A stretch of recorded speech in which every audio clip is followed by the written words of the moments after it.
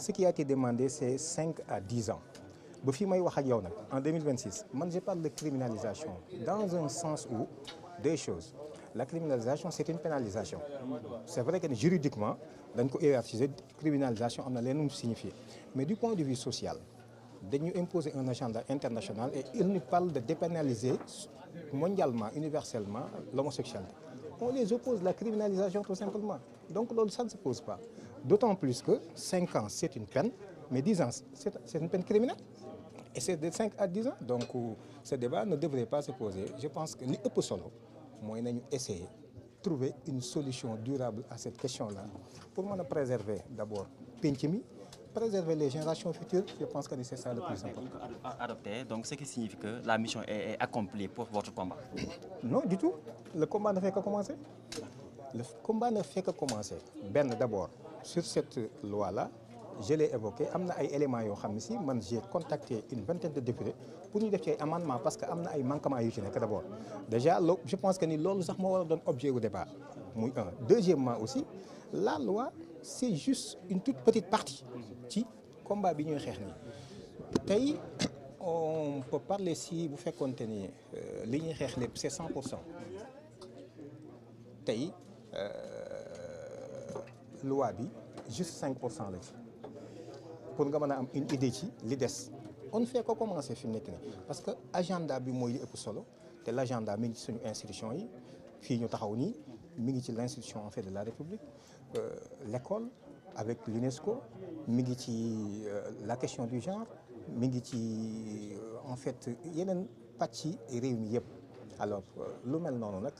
fexe xool par rapport aux traités engagements yi Sénégal am naka la ñuy fexe ba Sénégal bu fekkee defu ci woon ay réserve nan la ñuy xoolaate loolu ak naka nga ciy génnee je pense que c'est ça le plus difficile te loolu on aura besoin en tout cas de la mobilisation de la population véritablement pour ci accéder donc kon mais absolument le premier ministre d'abord ñoo ngi koy gërëm ñoo ngi koy ndokkeel parce que 2008 am na ay Sénégalais yu jógoon ni dañu bëgg une loi amuñu ci woon benn dara en 2016 mbiri si la amoon na initiative en 2021 à deux dugal nañu une proposition de loi en 2023 noonu 2024 il y a deux propositions de loi yu dugg mësuñu ci am dara lu dul fii ak l'Assemblée nationale ne serait-ce qu'à partir de 2021 ba 2024 il y a 4 propositions de loi yu fi dugg mais bien sûr il y a eu des propositions de loi yu fi dugg le 22 décembre 2021 il y a une proposition de loi le 20 avril 2023 il y a une proposition de loi en 2024 il y a eu 2 propositions de loi celle de Amy Ndiaye Gniby de Benno Bokk Yaakaar et de Abdou Bara Dolly aussi dugaloon na proposition de loi yooyu yëpp sur cette même question là yooyu yëpp traité wuñ ko kon ñun suñu masaana demandé ni les députés mën nañ dugal une proposition de loi c'est l'exécutif qui vient prendre ses responsabilités dugal un projet de loi mais mënuñu dul rafetlu ko parce que nit mënoo ni nag da nga bëgg dara ay nit ñëw jël ay risques assumer seen responsabilité def loolu ba noppi te mënu lul gërëm ko ak kontaan ci en réalité ñun man en tout cas personnellement am naa ci satisfaction. opposition bi ñu ñëw voté dans l'ensemble. su ma sañoon de véritablement question bi du question boo xam si c'est une question politique wala boog war nañ ci ay xool ay gains politiques donc que ñii politique moom dañuy politique waxtu ci nekk danañ jéem a xool nu ñu yaatalee seen i base ak nu ñu dëgërale li ñu am donc loolu mënuñu leen ko tere waaye gis nga question bi question d'intérêt national la Sénégalais yëpp la war a yitteel ndax dafay aar suñu penc mais absolument dafay aar suñu penc mais surtout génération yi di ñëw actuellement ak scandale bi am nii mais feebar bii nii kan moo xam fan la àgg fu mu àggul xam nga ko est-ce que xam nga ko man xaw ma ko en tout cas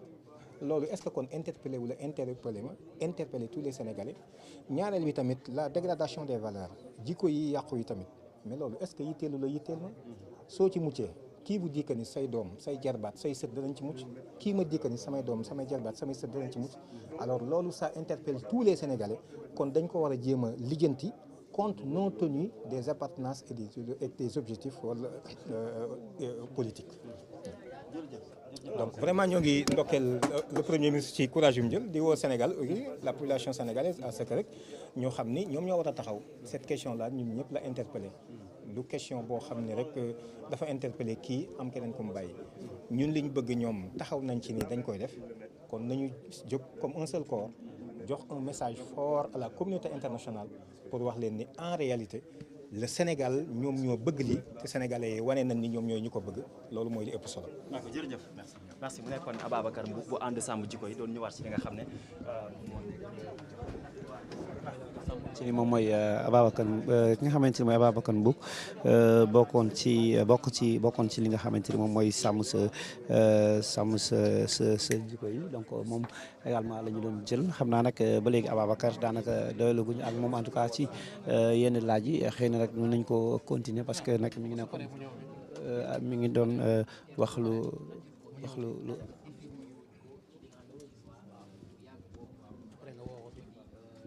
voilà ki nga xamante ni moom mooy Ababacar Mboup xam naa dañuy bari parce que li nga xamante ni doon nañu ko wax en tout cas ci xibaar. ñaari député yi nga xam ne teel nga sax ñëw teew alors lan moo waral teel a déplacé ñëw fii ci Assemblée nationale. mais fii normalement su ma fi mënoon fanaan si sax dama war a fanaan si ndax sama teewaay dafa symbolique d'abord symbolisme bi il faudrait que ñu xool ko ci ndax combat mënoo ko mënee ñu fekkoon ko ci dimension réaction rek bëgguñu fi lii nga dem ba ñu comprendre ne en fait c'est un agenda ñu jóg jëmmal loolu fexe ba sensibiliser ci Sénégalais yi mobiliser leen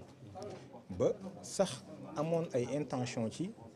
waxtaan ak ay députés pour ñu fexe jël ci ay lois à travers des propositions de loi def ko à maintes reprises loolu mënoo ko def durant des années xeex ci ba tey opportunité nga am ko ci boo xam ne si c'est une opportunité manifeste l'exécutif jël sa responsabilité def projet de loi engagé pour adopter cette loi là ba noppi loolu mënuma teel a ñëw ku ñëw fii man nga fi war a fekk man maa waroon a teer ñëpp tey ji parce que bis la boo xam si bisu sant yàlla la bis la boo xam ne si it wax dëgg yàlla mi ngi leeral lu bari ci combat bi nga xam ne mën nañ ko te lu nekk ñu déggoon ko ci kon suñu présence c'est symbolique d'abord ba pare mais aussi suñu présence en tant que citoyen sénégalais cette loi là su fekkente ni jàll na ce ne sera pas une loi de Pastef ou bien de Benno Bokk Yaakaar ou du PDS wala de APR c'est une loi de la République du Sénégal du loi boo xam ne day appliqué wu Kaolack te du appliqué wu Dakar ce sera une loi pour tous les citoyens sénégalais kon en tant que citoyen aussi war na moom ma ñëw véritablement puisque intéressé na ma fexe ba accompagner leen teewee mbir mi fekkee li nga xam ne si moom lañ fi def. alors glissement sémantique bi ci am de criminalisation on parle actuellement de durcissement alors débat bi mu ngi posé wu alors ndax ni ko premier ministre expliqué le projet de loi dal na sa xel durcissement bi. oui bon en fait très souvent dañuy wax glissement sémantique mais fooguma sax ni glissement boobu am na ci fii may wax ak yow nii nous sommes aujourd'hui nous sommes en mars le 11 xaw ma le 11 nous sommes le 11 mars 2026 man je continue toujours de parler de criminalisation c'est-à-dire loolu nit ñi toppul combat bi duñ mën a comprendre pourquoi on parle toujours de criminalisation et ça nous satisfait aussi xam nga 5 ans peine la mais 10 ans crime la peine criminelle la 10 ans et c'est de 5 à 10 ans loolu c'est un premier élément deuxième élément bi ci des aussi mooy ni même depuis 2021 ñun naka jekk texte yi ñu dugaloon yëpp 5 ba 10 ans la nii la ma sa demee nga xam ne débat boobu bu ñu ko doon posé 2021 lañ ko doon posé mais du woon tey lañ ko war a posé mel ni dafa am dañoo jagleeloon président Macky Sall dara teggi wat suñu tànk ñi ñu bëgg leen a woyofal demeewul noonu d'ailleurs maa ngi rappelé rek ni boo xoolee ñoo ngi ma yónnee benn vidéo boo xam ni TV5 def nañ ko di seen ay nattangoo dëkkuñu Sénégal boo xam ne ñoom depuis 2021 lañ ko def pour wane nit c'est de 5 à 10 ans ñoom posé wuñu débat boobu ñoom suñ ko mënee ñàkk a posé waxuma laa nag yéen ñi dëkk ci réew mi gën a xam en fait la physionomie de ce qui se passe gën a comprendre la sociologie sénégalaise loolu beneen la alors kon texte bi lu am solo la man nag am naa ci ay observations yoo xam ne par exemple liggéey naa ci ak ay députés yu bari une vingtaine de députés ni leen il faudrait que ñu def ay amendements d'abord ci tekki maanaam li ñuy wax la définition de contre nature ni ñu ko définir dafa des donc dañu wax ni acte sexuel et acte à caractère sexuel entretien loolu xam nga acte à caractère sexuel ay attouchement exhibition nang yu demee noonu loolu rek dayul c'est un phénomène il y a d'autres éléments yoo xam ne dugg nañu yoo xam dañ ko ci war a dugal par exemple lu mel ni les gay pride seen accoutrement yi def yooyu dañ ko ci war a dugal parce que loolu ci phénomène bi la bokk loolu un deuxièmement lu mel ni transsexualité dañ ko génne ci définition bi te loolu dañ ko ci war a dugal ndax loolu phénomène la bu am solo ci LGBT yi troisième élément bi it gis naa ni sax war nañ ci dugal li ñuy wax inceste parce que boo xoolee en Europe en Occident ce débat là posé wu na ba am na réew yoo xam ne ñoom légalisé nañ ko en Suède par exemple l'inceste est légalisé en France elle n'est pas interdite en 2024 en 2014 plutôt le débat de l'inceste s'est posé en Allemagne kon ñooñu bu ñu posé yooyu ñun tamit war nañ ko intégrer pour wane ni ñun bokkul ci li ñu xam